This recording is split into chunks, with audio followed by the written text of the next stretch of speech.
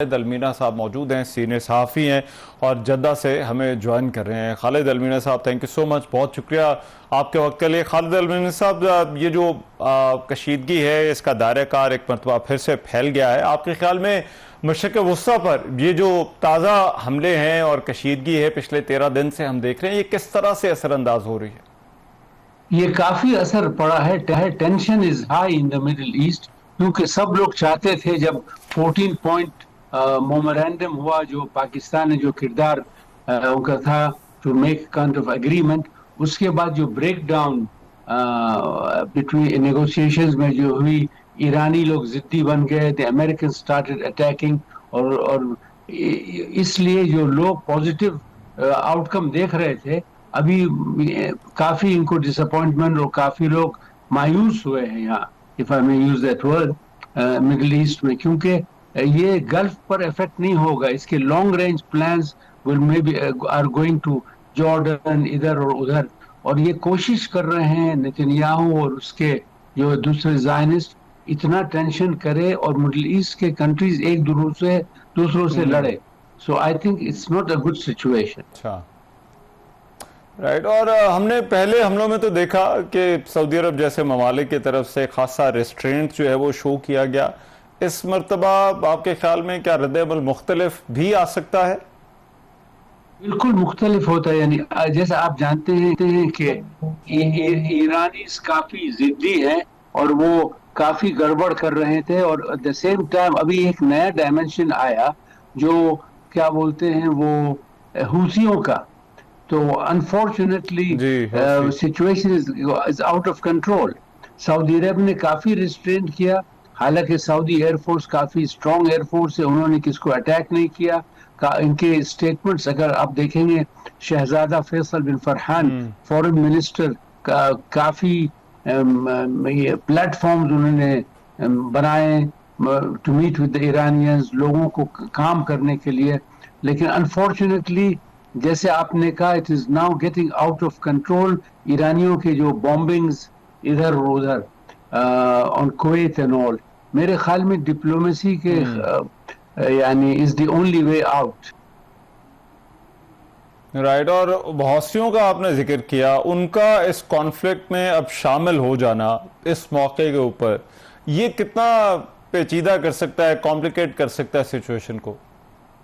آپ خود سوچئے کہ حوثی اور یمن، اور اگر یمن کے اور حوثیوں کے درمیان and they are Yemenis، اگر کوئی کوپریشن یہ انڈرسٹینڈنگ ہو تو it will be great. Unfortunately جو بامبنگز کیے ہیں سعودی عرب پر ادھر ادھر تو حد ہوتی ہے نا، سو ایک لمٹ پہنچ گیا تو سعودی عرب could not stand it، اور یہ ایک نیا ڈائمنشن، ایک طرف سے ہرمز اسٹریٹس، ایک طرف سے یہاں آپ جانتے ہیں ہمارے ویسٹرن سی پورٹس جو ہیں جدہ کے، یمبو کے، ادر پلیسز، ان پر افیکٹ ہوتے ہیں شپنگ کا۔ تو اس لیے سعودی عرب نے ایون دین سعودی عرب نے ناٹ بیکاز وہ کمزور ہیں، لیکن یہاں ریزن ہے، اس ریسٹرینٹ ہیں، لانگ رینج پلان ہے، اور میں نہیں کہتا ہوں آپ کو Saudi, but telling you as a political analyst, کافی ریسٹرینٹ اور کافی انہوں نے سیلف کنٹرول کیا ہے، اور ضرور معلوم نہیں یہ جو مار دھاڑ جو حوثیوں کی طرف ٹورڈ سعودی عربیہ ٹورڈ ادرس، ان کا کوئی ایکسپلینیشن یا کوئی تفسیر نہیں ہے ان کا۔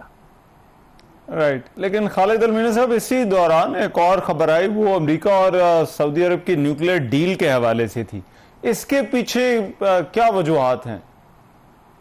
نہیں، یہ تو انڈرسٹینڈنگ زمانے سے بات چیت ہو رہی تھی، اور آپ جانتے ہیں نیوکلیئر ڈیل جب بنتی ہے، نیوکلیئر پلانٹ، اور اس میں اسپیسیفکلی لکھا ہوا ہے اور پیسفل، کیوں آپ لوگ میرے کو آج سوال پوچھیں کہ آپ لوگوں کے پاس تیل ہے اور گیس ہے، why are you doing this?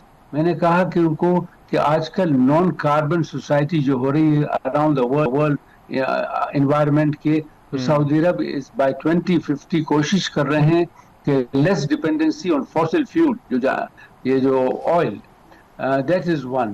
Secondly یہ وقت لگے گا، 10 سال 15 سال، ایک دن میں تو آپ یہ نہیں بنا سکتے نا نیوکلیئر پلانٹس۔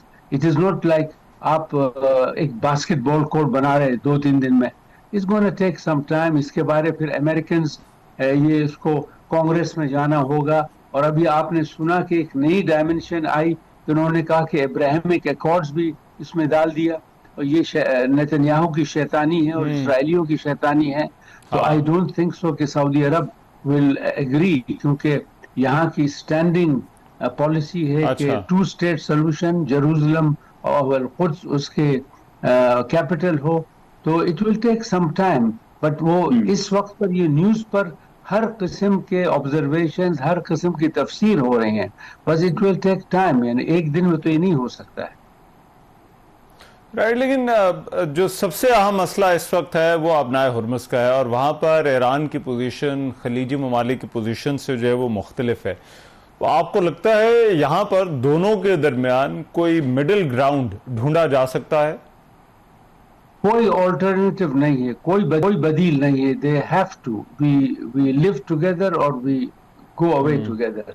मेरे ख्याल में ज़रूरी है, और मेरे ख्याल में ईरान को भी, अब जैसे उन्होंने ओमान के साथ कुछ बात किया और कुछ समझाए, उनके बीच में कुछ अंडरस्टैंडिंग है, it should do with other people. I think Saudi अरब का दौर is very big. Iranians should show some kind of agreement to come and talk, क्योंकि वो जिद्दी हैं। यानी सब जानते हैं कि अटैक जो हुआ है ईरान पर, it was not only on Iran. ये कोशिश कर रहे हैं ज़ायनिस्ट अमेरिका में और इसराइल में, ये इंफ्रास्ट्रक्चर, इकोनॉमिक डेवलपमेंट। आप खुद देखिए, आप जब जाते हैं गल्फ कंट्रीज, ठीक है पैसा है, बट गुड मैनेजमेंट, करप्शन के खिलाफ इतने ड्राइव। सऊदी अरब में जो ये 2030 विजन जो हुई, यानी 50 साल में इतना प्रोग्रेस नहीं हुआ in terms of KPI, good governance, how कमा। तो ये सब इस पर काफी असर पड़ा, डिले हुआ। हम लोग जो है इस मुल्क में आर सेफर बिकॉज यहाँ दम्माम 1000 किलोमीटर दूर है, लेकिन जो वो lower gulf states, Qatar, इमारात, Bahrain, उन पर काफी इफेक्ट हुआ। लेकिन ये जो अब इस्लामाबाद MOU जहाँ पर चीज़ें अभी खड़ी हैं ईरान और अमेरिका के दरमियान, इस्लामाबाद MOU के अंडर जो प्रोसेस था वो भी सस्पेंड हो गया। आपके ख्याल में ये जो प्रोसेस है वो किस तरह से दोबारा बहाल हो सकता है, और फिर इन दोनों को, ईरान और अमेरिका को, मुज़ाकरात की टेबल पर कैसे लाया जा सकता है? मेरे ख्याल में 2-3 और मीडिएटर्स को लाना चाहिए। और मैंने ये इस पर भी मैं लिख रहा था, यू हैव टू ब्रिंग, अगर आप न्यूट्रल कंट्रीज लाइक नॉर्वे और स्वीडन को लाएं यूरोप से, ये बदमाश आपके UK and others and all should not come in. France को लाए, France has been so far good. Germany को नहीं लाए, तो 3-4 यूरोप के भी आकर पाकिस्तान को सपोर्ट करें। Saudi Arab is there, Turki is there, तो मे बी आपको ऐसी bridge of understanding between both parties. लेकिन दोनों जिद्दी हैं, this is the same issue that is going on. एक तरफ से वो अमेरिका चाहता है कि हमारे पैक्स अमेरिकाना हो, दूसरे तरफ से वो लोग ईरानियंस कहते हैं कि हमारी प्राइड है, नेशनल प्राइड है। मीन टाइम पूरी दुनिया पर सफरिंग हो रही है, सब लोग, नुकसान जो हो रहा है फिलिपीन में, सब कॉन्टिनेंट में, अदर्स, जहाँ ना गैस, ना पेट्रोल, ना cooking oil is there, so it's a big thing. इसलिए मेरे ख्याल में एक कोलिशन हो, यूरोप के 3-4, सऊदी अरब, तुर्की, पाकिस्तान, जो इतने उनका किरदार था अच्छा, they should all get these people together.